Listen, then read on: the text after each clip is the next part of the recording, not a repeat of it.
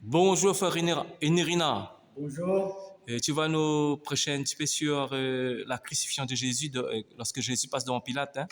Ok. Donc là, on va parler donc de l'évangile selon Jean, chapitre 19. Donc si on fait un petit peu le résumé de l'ensemble, hein, donc nous voyons dans ce chapitre où il y a la flagellation de Jésus et le moquerie. Hein, Jésus, les gens, ils ont l'amené devant Pilate. Pilate, c'était les représentants des Romains à l'époque. Et nous voyons là tout ce qui s'est passé, le jugement avec Pilate. Pilate, donc, il n'était pas du tout convaincu que Jésus a fait quelque chose, mais pour lui, Jésus était innocent. Et il voulait le relâcher, mais les gens, avec la pression des religieux à l'époque, ils ont dit il faut le crucifier. Donc, on arrive jusqu'à la crucifixion. Et aussi, nous voyons dans ce chapitre surtout les dernières paroles de Jésus sur la croix, et quand Jésus a été cloué sur la croix, quand il a dit tout est accompli, c'est-à-dire qu'il a accompli la mission que Dieu lui a confiée, et tout est accompli, c'est-à-dire qu'il a quitté les dettes que nous avons envers Dieu. Quoi. Frère Inirina, à la fin, oui, il y a la mise au tombeau. Oui. Frère Inirina, tu peux lire les 3 premiers versets? Donc là, si on va regarder donc l'évangile de Jean, chapitre 19, donc on va lire le début, Jean, chapitre 19, et on va lire les 3 premiers versets. Alors Pilate donna l'ordre d'emmener Jésus et de le faire fouetter. Les soldats lui mirent sur la tête une couronne tressée de rameaux épineux et ils l'affublèrent d'un manteau de couleur pourpre. Il s'avança au-devant de lui, il s'écriait « Salut, roi des Juifs !» Et il lui donnait des gifles. D'accord. Donc nous voyons déjà ici que ça c'est la moquerie, parce Oui. que comme Jésus il a été amené par ces gens-là, donc là ils ont mis une couronne d'épines. C'est un petit peu la prophétie aussi, parce que Jésus il est roi, il va revenir comme roi, et aussi le manteau pourpre, c'est pourpre, donc c'est rouge ou violet, c'est l'habit de roi, quoi. Donc on voit ici que c'est pour se moquer de Jésus, ils ont mis les habits, le couronne d'un roi. On voit que du début de livre de Jean, on voit que Jésus, à chaque fois, il dit pas qu'arrive le temps, mais là maintenant, le temps est arrivé maintenant. Ouais, voilà, d'accord. Tout à fait. Et là, c'est pour nous montrer déjà, même si ce n'est pas en moquerie avec les autres, pour montrer que Jésus, là, il est venu, comme il a dit, moi je suis venu pas pour être servi, mais pour servir. Il a fait la mission que Dieu lui a confiée, c'est-à-dire d'aller jusqu'à la croix. Et là, c'est ce qui va se passer avec ce chapitre. Et mourir pour nous, à notre place. Et quand il va revenir la deuxième fois, il va revenir en tant que roi, en tant que roi qui va régner sur cette terre. Parce que dans le verset, quel verset quand lorsque dit roi, il est roi des Juifs là? Le roi des Juifs. Parce qu'il est roi des Juifs. Donc après, c'est un peu plus quand au moment de la crucifixion, donc il y a Pilate donc qui a mis un petit comme pancarte sur la croix pour dire voici le roi des Juifs, et les religieux, donc les pharisiens et les autres à l'époque, disent non, il ne faut pas mettre roi des Juifs, parce que il faut mettre, c'est lui-même qui a dit roi des Juifs. Oui, d'accord. Parce qu'on voit l'humilité de Jésus, parce qu'en fait, il est le roi vraiment, parce que on voit qu'il n'est pas le roi des Juifs simplement, il est le roi de toutes les nations. Voilà. Donc là, je lis dans le verset 21, les chefs des prêtres postèrent auprès de Pilate. Il ne fallait pas mettre le roi des Juifs, mais cet homme a dit « Je suis le roi des Juifs ». Donc là, nous voyons qu'à un moment donné, quand les autres disaient « Est-ce que tu es un roi ?» Jésus a dit « Mais c'est vous-même qui dites ça ». Et nous voyons aussi qu'à l'époque, les Juifs, ils attendaient un libérateur, hein, ça c'est le Messie, Oui. Machaya, c'était quelqu'un qui doit libérer le peuple juif, mais eux ils croyaient seulement dans la libération physique, hein, parce qu'ils étaient colonisés par les Romains à l'époque, donc ils ont pensé à quelqu'un qui va libérer avec le joug des Romains, mais ici c'est la libération spirituelle, hein, c'est ça que Jésus, il est venu pour le libérer, et il est droit dans ce sens-là.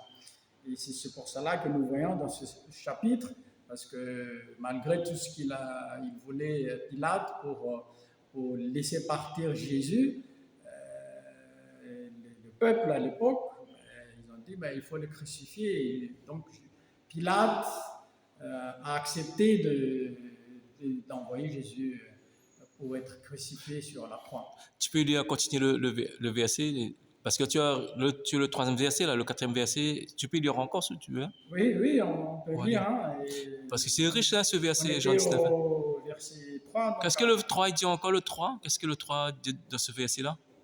Et verset 3, il Oui. s'avança en devant de lui, il s'écriait salut, roi des Juifs. Il lui donnait des gifles.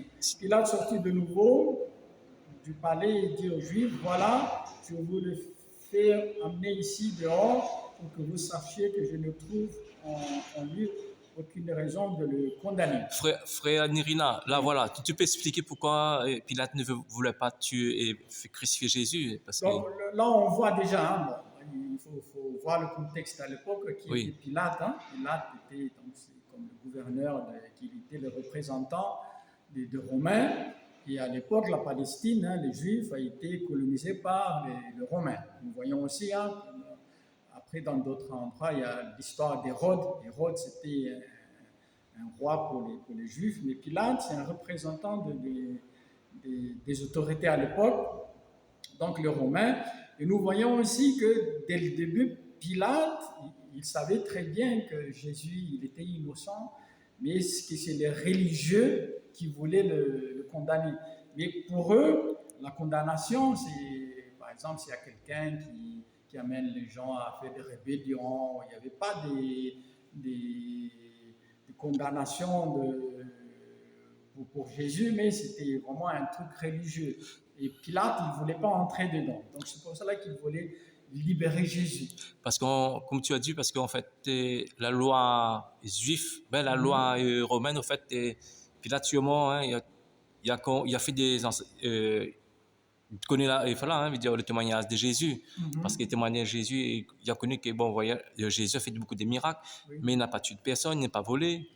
Dans la loi romaine, c'est interdit de tuer une personne comme ça, hein, de condamner une personne comme ça. Et par exemple, dans les autres évangiles, on voit aussi que quand Pilate, il voulait, il a discuté déjà avec Jésus, hein, donc il était convaincu, hein, ça c'est mon avis, que Jésus était innocent. Mais il y a aussi la femme de Pilate. Bon, il y a des gens, hein, qui disent que la femme de Pilate, est-ce qu'elle était chrétienne ou pas? Parce que à l'époque aussi, il y avait des Romains qui sont devenus chrétiens, qui a dit que la nuit avant la crucifixion de Jésus, elle a eu des songes, hein, elle a dit que Jésus était innocent, et elle a dit à Pilate, ne condamne pas cet homme parce qu'il est innocent. Voilà. Donc nous voyons ici que Pilate, avec aussi l'aide de sa femme, voulait libérer Jésus, mais comme les gens qui étaient là, en plus, nous voyons ici au verset 6, les gens ont dit, en les voyant, les chefs des prêtres et les gardes se mirent à crier, crucifie-le, crucifie-le. Dans l'histoire, Jésus qui a fait beaucoup de miracles avant, ces gens-là qui étaient, Jésus, on va prendre comme roi, c'est eux qui ont dit, crucifie-le, voilà. Mais Pilate, on voit que Pilate n'était pas du tout convaincu. Mais bon, ça c'est la pression, c'est la politique. Hein. Il était obligé d'envoyer Jésus à être crucifié. C'est la même personne qui a dit comme ça. Et Hosanna, Hosanna. Hein. Après, on voit que Jésus qui a multiplié le pain. Combien de pain? Avec 5 pains, 2 poissons. Hein. Voilà. Avec pour 5 000, 6 000 personnes. 15 000 personnes. Et ils ont été nourris. En fait, quand ces personnes qui disent crucifie-les, crucifie-les. Et nous, les chrétiens, pour nous, il y a des frères qui vont nous crucifier-le, parce qu'il y a des frères comme ça, hein, Ouais. qui se rassemblent nous Et et là, qui... ça nous montre aussi comment il est le cœur de l'homme, hein, Ah oui, parce que le cœur de l'homme est vraiment mauvais. ah c'est Quand mauvais. il y a quelque chose par intérêt, là, voilà, ben, bon, Jésus est là, il y a le pain gratuit, Oui. il y a voilà, le poisson gratuit, mais tout de suite après, ces mêmes gens-là, c'est vrai qu'il y a ici des prêtres et les autres qui ont poussé, mais c'est eux-mêmes qui ont dit, eh ben, crucifie-le, crucifie-le. Et donc là, par rapport à ça, Pilate, ben, qu'est-ce qu'il a dit? Ben, voilà, ben, il rentra au verset 8, ses propos effrayèrent vivement Pilate. Lui aussi, il avait peur, quoi. Il avait peur du peuple, il avait peur de sa place. Il rentra au palais de justice et demandait à Jésus, d'où viens-tu?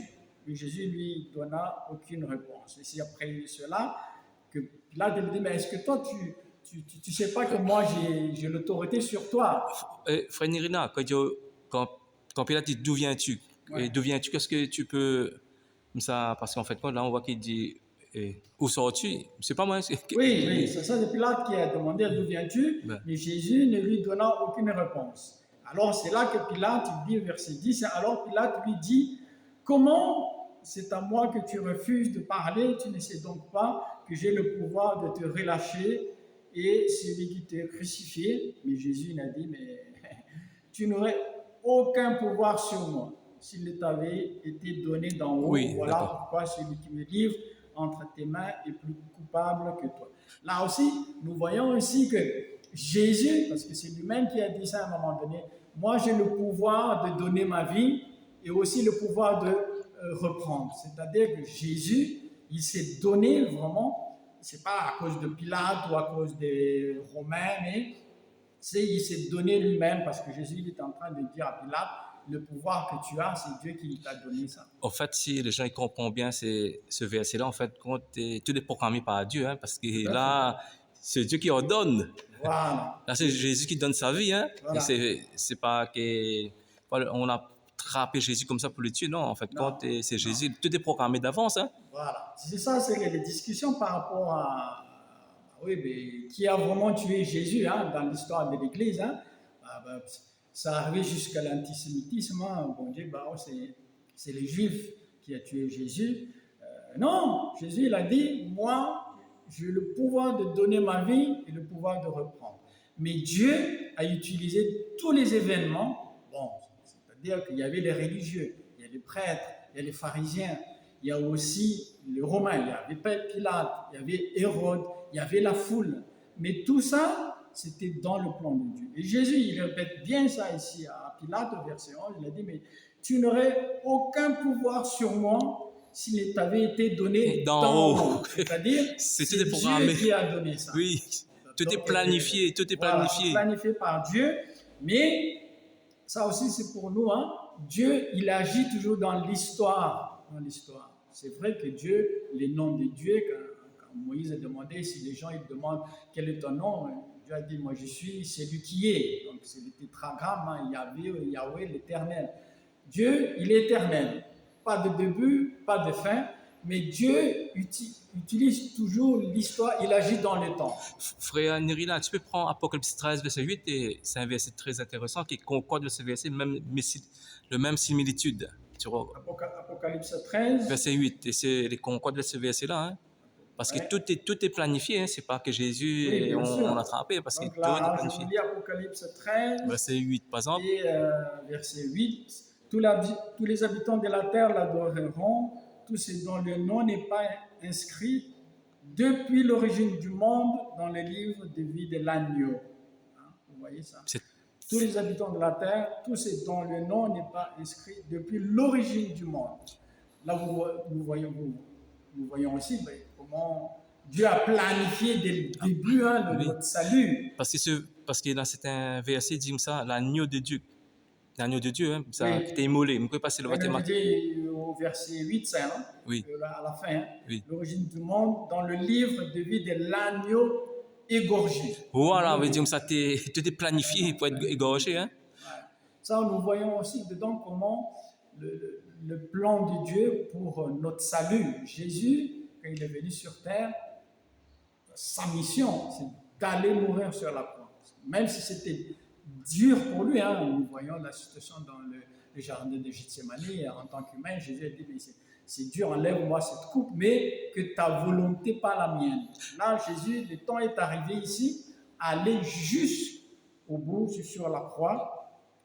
Et Frère Nirina, pour terminer, qu'est-ce que tu peux rajouter pour passer à notre vidéo, hein? Et qu'est-ce que tu penses Parce que avant de terminer? l'essentiel, hein, comme Oui, je là. disais tout à l'heure, hein, dans ce chapitre, donc il y a le jugement de Pilate, et donc là aussi, après quand Pilate, poussé par le peuple, va donner donc l'autorisation de crucifier Jésus.